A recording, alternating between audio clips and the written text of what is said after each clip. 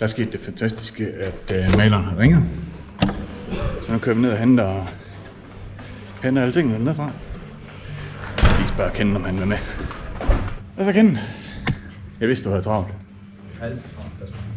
Nå, kæmpe overraskelse. Ken, han har mega travlt og har ikke sat hår, og der er mange ting, man. Så nu kører vi lige ned og henter det. Så yeah, stay tuned. Så er jeg lige alene mand på vej til maleren. Ken, han har ikke tid til at tage med. Han har sgu altid så travlt. Jeg lige at lave plads i kalenderen, så vi kan komme til at filme, hvilket vi gerne skulle i morgen. Så derfor er det jo lidt fedt, at maleren lige ringede her til eftermiddag, så vi kan få hentet tingene. Så vi er klar til at gå hårdt til i morgen, når vi møder ind. Vi har snakket rigtig meget om, hvad vi skulle gøre sådan i forhold til farver og alting på den her maskine. Det første farvetema, vi havde ligesom arbejdet ud fra, det måtte vi gå fra igen, fordi vi havde valgt nogle fluorescerende farver, som ikke var lige til at male. Men det tror jeg faktisk, det er i hvert fald det bedre. Ja, får det selvfølgelig set til lidt musik nede ved maleren, og så snakker vi om det med Kenneth. Det må sidde lige ude i værkstedet. Jeg skal også nok lige... I skal nok lige få det set. Ses med lidt.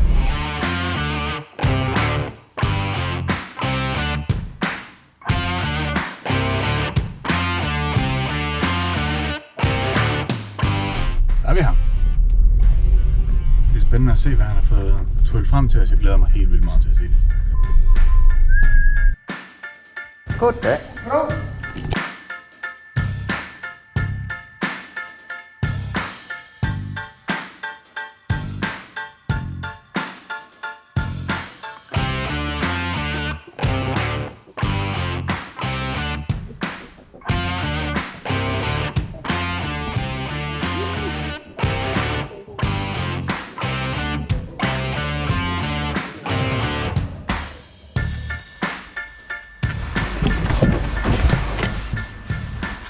Det er den sidste.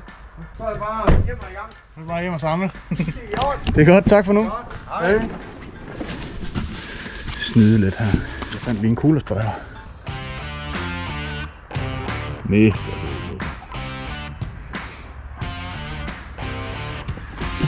Så ja, tilbage til værkstedet. Vi ses i morgen tidligt.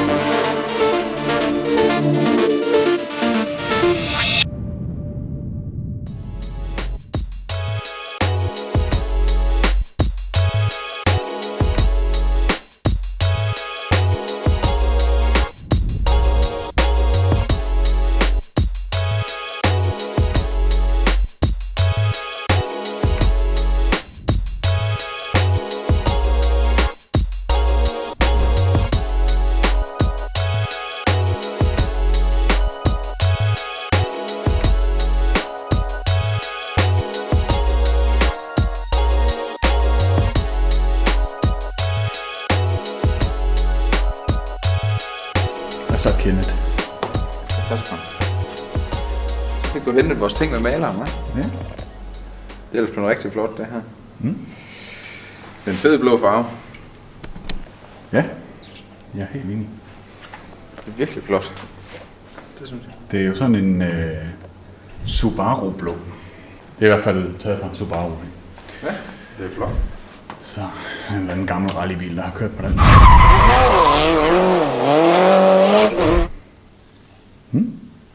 Men det der, det ligner jo ikke rigtigt de fælge, vi var nede og aflevere i første omgang. Nej, vi lavede lige et byt. Vi skyndte os at ringe til maleren. Hold! Og så kørte vi lige ned med nogle 6-series fælge i stedet for. Godt set, det blev måske lidt trist med de andre. Så det fik vi lige lavet om i en fart. Ja. Så har vi lige noget med bremseskive foran, og det har vi været ved at kigge på, hvordan vi lige løser det. Så det kommer til at passe på de ben fra 3-års hjulene. Vi sætter lige lejer og det i forfælden. Ja. Og så skal vi have fældbånd på. Der har det været ved at kigge lidt på, hvad vi skal på der, ikke? Ja, der vil være ved at lege lidt med at tage en chance. Men inden vi går til det, kan vi lige snakke lidt om den anden farve, der er herovre. Ja. Så har du simpelthen valgt, at vi skal have gunmetal. Ja. Er det ikke det, du kalder det? Jo. Dybest set er det jo bare en mørkgrå metal. Ja. Men du synes, det lyder bedre, når man... Det lyder da. Der er lidt mere svung i, når man siger gunmetal. Den er sørme godt nok blevet blank, den der. Den er virkelig flot. Det er om, hvor blank den faktisk er. Ja. Det er også en fed detalje, det her med, at vi lige fik malet støttefødder. Det blev virkelig flot, tror jeg. Ja. Men hvad med det øvrige plastikkende? Skal vi vente lidt med lige at snakke om det, indtil vi kommer nærmere? Jeg synes ikke lige, at vi skal samle hjulen for fældebånd på og dæk. Og vi har også haft noget afstemning med de dæk, vi skal have afsløret, hvem der vandt det, ikke? Jo, lad os lige få samlet, og så kan vi tage dækken. Ja, vi skal have de fældebånd der på. Og der har vi valgt sådan nogle fluorescerende gule fra noget, der hedder Oxford. Det minder faktisk meget om dem, vi har sat på de andre maskiner også, men nu vil vi lige prøve det også og se, om der er noget chubang i det. Ikke? Jo. Skal vi have konkurrence med det fældebånd igen, eller jeg kan ikke huske, hvordan det gik sidste gang? Jeg synes, at du monterer fældebånd, og jeg prøver at få det til at se godt ud på film. Aftale. Fedt. Hvad så? Hvad så, Kasper? Hvad er det for en skive? Det er en Polini-skive. 190 mm, den passer på en York R. Så har vi fundet en bremsekaliber, der passer direkte på. Så man kan købe et sæt 6 fælge til sin PGO med 3 fælge. Så kan man bare investere i en bremseskive og en bremsekaliber. Og så passer det. Fedt. Det passer bare lige helt perfekt, de her sådan en skive. Så de originale bolde? Fra 3 og sådan der, de passer i den skive her. Ja, lad os nu se, den er ikke sat på endnu, men det føles godt indtil videre. Jeg tror, det går. Det var egentlig lidt dumt det her. Den skruer vi lige af igen. Kommer til at ligge næsten helt ude på kanten. Hvad er problemet? At jeg godt ville have haft den i midten. Nå, midt på kanten der? Ja. Du vil nok lige bygge det her lidt om, Kasper.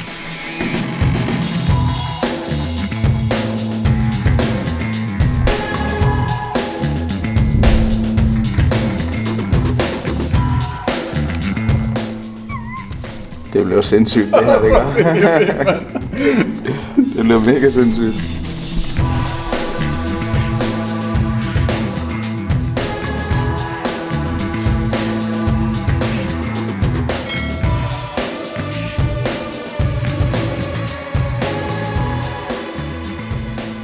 Hvad er ligesom teknikken her, du er sindssygt god til, men der er egentlig ikke så meget trick i det. Nej, det er sådan set rimelig nemt, fordi der følger den her med. Så den styrer jo egentlig, hvor den sidder selv.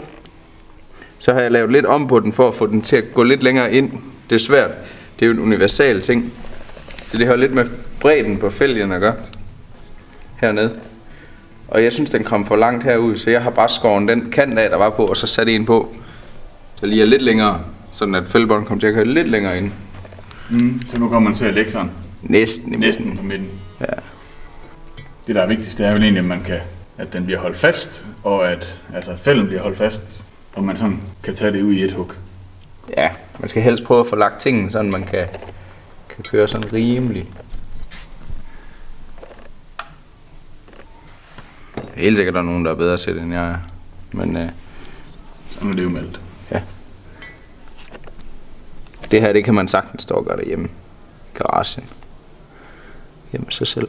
Altså man kan også sige, at vi har bevis på de andre maskiner, at vi sagtens skal gøre det, mens de sidder på. Ja. Både på den gamle hot og på joggen, der satte vi dem der på, mens de sad på. Med dæk og det hele. Ja, det er lidt nemmere det her. Ja, det er det. Hvad gør du så, når du har været hele vejen rundt af det? Så hvad gør du? Kører jeg bare lige fingeren over det, for lige, hvis der lige er en lille luftboble eller et eller andet, så lige får det trykket ordentligt på plads. Ja, det er rimelig fedt det her. Det passer rigtig godt til den blå farve der.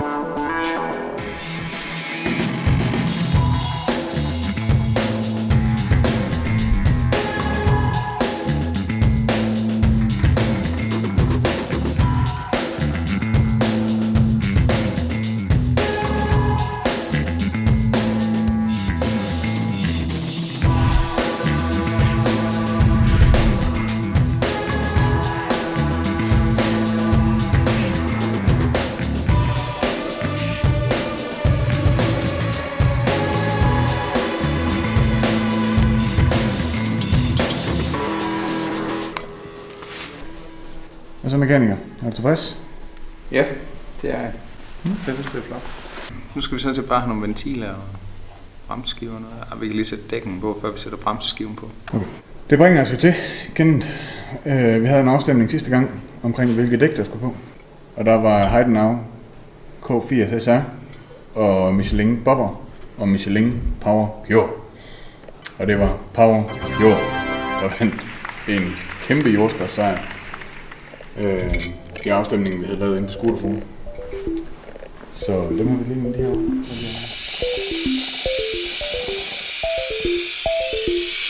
Ej, det fik godt lidt snot der. Jamen, hvad lader du regne med?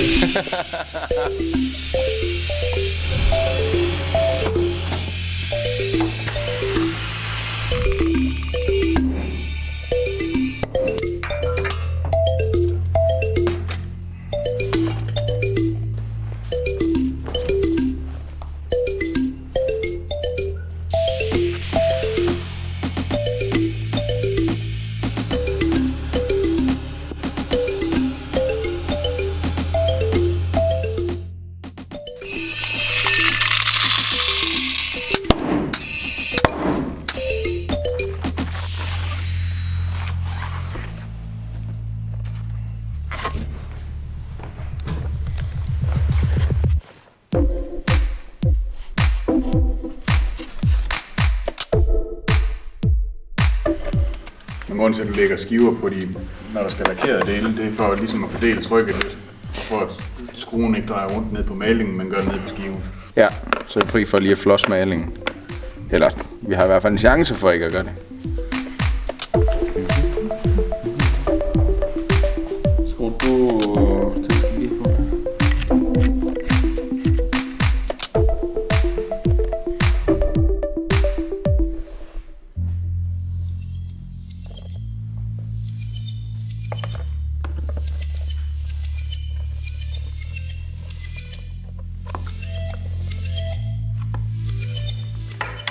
Nu er der jo meget sådan vinterprojekt sæson lige nu, kan man sige. Og hundekoldt udenfor, og folk de går ind og skruer. Skulle vi ikke lave sådan, ligesom vi gjorde sidste år, med at folk de kan smide deres billede ind på Instagram, og så kan vi give en eller anden fed gavepakke væk? Det var da en god idé, det synes jeg. Så læg nogle billeder op af jeres maskiner, og hvad I går og skruer i. Jamen, og sådan hele setup'et af værkstedet eller sådan noget, så får vi også en lille snak om det, og så uddeler vi en fed gavepræmie. En gavepakke. Lad os gøre det. Fed. Det er på hashtag Speedline BP, ligesom sidste år. Og så tager vi en snak om det i næste afsnit, går jeg ud fra. Ellers så kommer vi med det sådan særskilt. Det har vi ikke lige fundet ud af.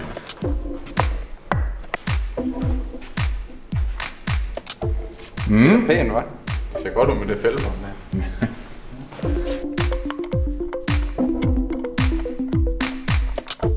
En fed bremseskive, det. Ja, bestemt.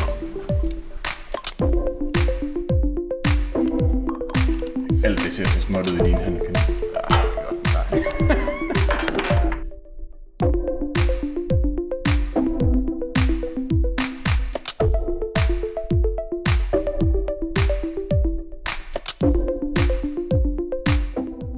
Man skal have de ben her af, som vi snakkede om, det er jo skilten ad. Så skal man have topskruen af.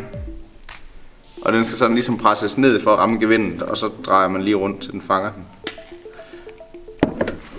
Se hvor nemt det her det bliver, når broen den er på.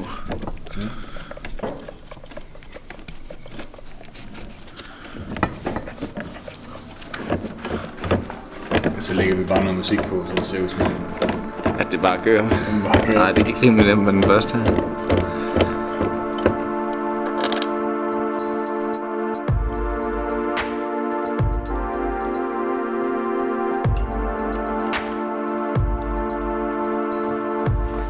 Der er der masser af fældebånd tilbage, hva'? Ja, man kan sagtens nøjes med én pakke.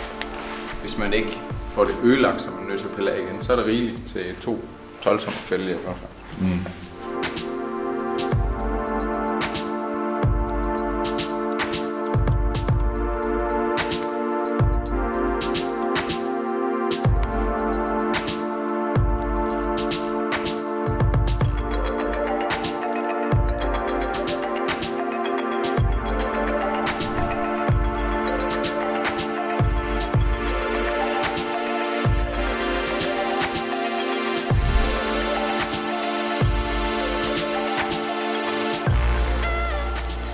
Så har vi den bremsekaliber her, der passer lige på.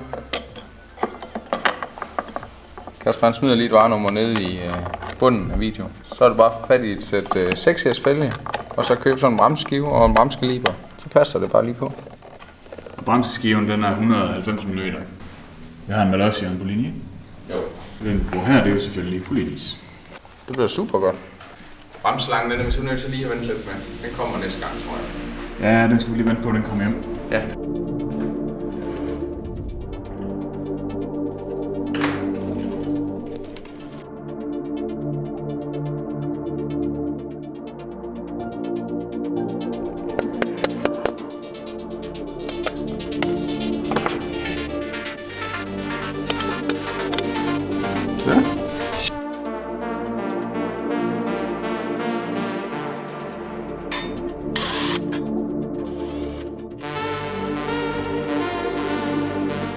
Vi har selvfølgelig boltene, de originale.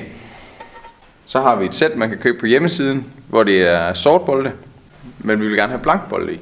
Så enten så kan man købe det sæt, vi har på hjemmesiden, eller så kan man købe 10 stykker af dem her, og så købe 10 skiver. Det giver det samme. Det er en lille smule dyrere. Det er dyrere, fordi man skal have skiverne med. Ja. Men ellers så koster det. Ellers så koster det samme her.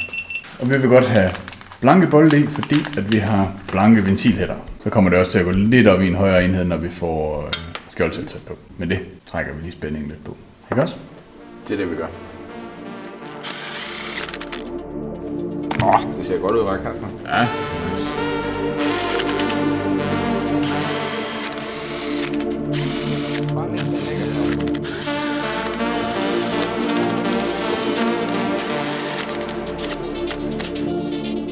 Hvad for en kickstarter-pedal sætter du på? Det blev en Stage 6. Når man køber de her kickstarter-pedaler, så skal man lige huske, at man skal spænde begge Umbraco-bolde her bagi, og man skal spænde den derinde. Så man er sikker på, at det er spændt ordentligt. Det er i hvert fald træls, når den der falder af, for den kan man ikke købe løs. Hold nu op, det ser godt ud med det der kickstarter. Ja, det er rigtig fint.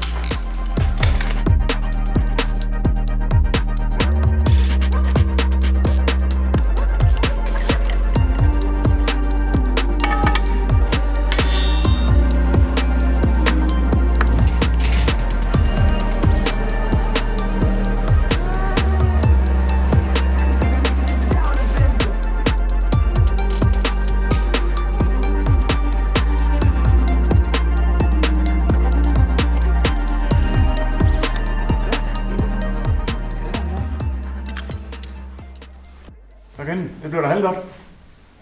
Jeg synes, det blev rigtig godt, Kasper. Jeg synes virkelig, Nej, det er sygt, var det er rigtig fint med de der farver, og så de fældebånd og det. Det er sindssygt godt, når der kommer skjoldset på. Bliver det næste afsnit?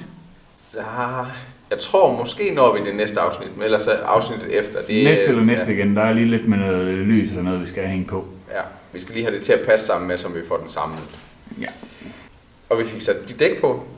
Ja, dem der blev stemt ind. Mega fed. Og fede dæk her. Nu når vi laver den maskine her, så forærer vi den selvfølgelig væk. Det har vi jo ligesom, og alle er forhåbentlig tilmeldt konkurrencen, eller så ser at blive det i hvert fald. Vi laver en hel masse ting om på maskinen. Motoren forbliver.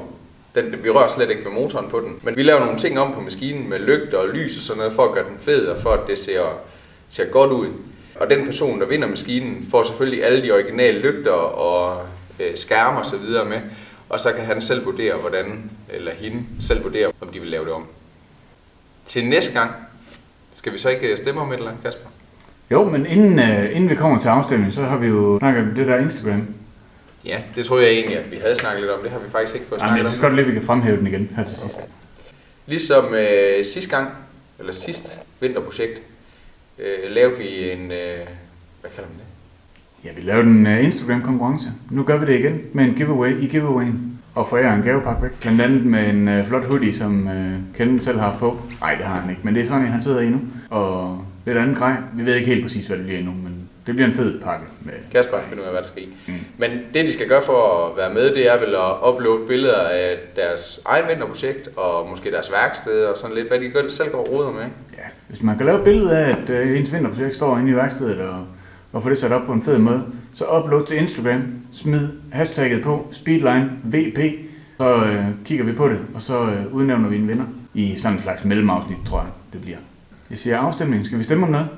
Ja, vi skal stemme håndtag i dag. Ja. Kan du lige... Malosien, Optic Parts, Voca og i1. Ligesom sidste gang foregår afstemningen inde på Speedline.dk Scooterforum inde på Facebook. Er man ikke medlem, så bliv det. Like, kommenter, subscribe, og så ses vi på den næste. Ses igen. Ses igen. Og for nogen synes du er fedt igen? Malosien eller Voca? Malosien, den er sådan mest... Der er mest gang i Malosien, synes jeg.